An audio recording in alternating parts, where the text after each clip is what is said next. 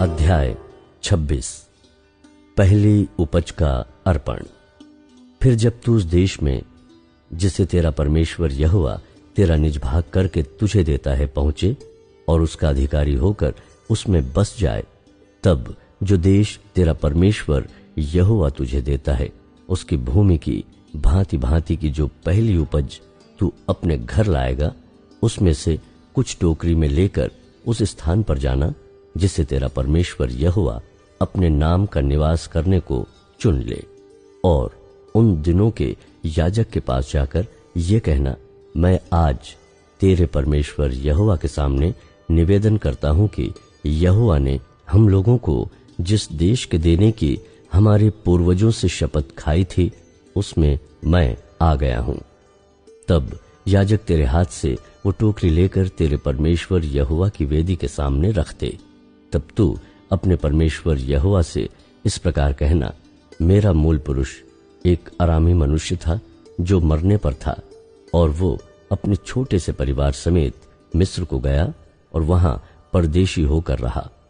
और वहां उससे एक बड़ी और सामर्थी और बहुत मनुष्यों से भरी हुई जाति उत्पन्न हुई, और मिस्रियों ने हम लोगों से बुरा बर्ताव किया और हमें दुख दिया और हमसे कठिन सेवा ली। परंतु हमने अपने पूर्वजों के परमेश्वर यहोवा की दुहाई दी, और यहोवा ने हमारी सुनकर हमारे दुख, श्रम और अंधेर पर दृष्टि की, और यहोवा ने बलवंत हाथ और बढ़ाई हुई भुजा से अति भयानक चिन्ह और चमत्कार दिखलाकर हमको मिस्र से निकाल लाया, और हमें इस स्थान पर पहुंचाकर ये देश जिसमें दूध और मधु की धाराएं बहती हैं हमें दे दिया है। अब हे यहोवा, देख, जो भूमि तूने मुझे दी है उसकी पहली उपज मैं तेरे पास ले आया हूं।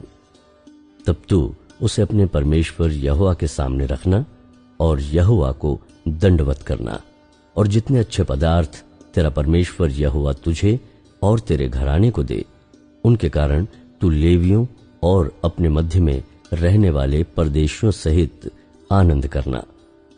तीसरे वर्ष जो दशमांश देने का वर्ष ठहरा है, जब तू अपनी सब भांति की बढ़ती के दशमांश को निकाल चुके, तब उसे लेवीय, परदेशी, अनाथ और विधवा को देना कि वे तेरे फाटकों के भीतर खाकर तृप्त हों।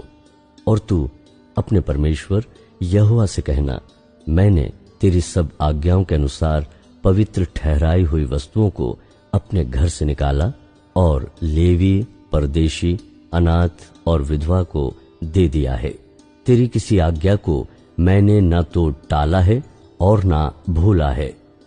उन वस्तुओं में से मैंने शोक के समय नहीं खाया, न उनमें से कोई वस्तु अशुद्धता की दशा में घर से निकाली, और न कुछ शोक करने वालों को दिया।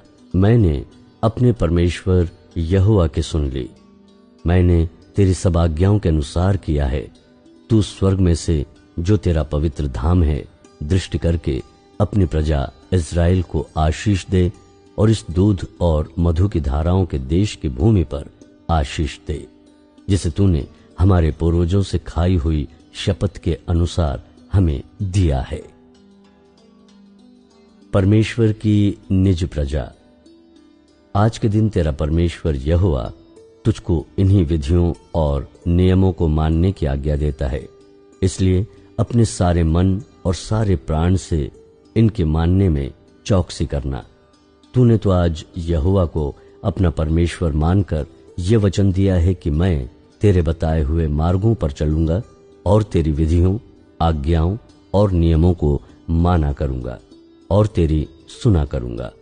और यहोवा ने भी आज तुझको अपने वचन के अनुसार अपना प्रजारूपी निज धन संपत्ति माना है कि तू उसकी सब आज्ञाओं को माना करे, और कि वो अपनी बनाई हुई सब जातियों से अधिक प्रशंसा, नाम और शोभा के विषय में तुझको प्रतिष्ठित करे, और तू उसके वचन के अनुसार अपने परमेश्वर यहोवा की पवित्र प्रजा बनी रहे।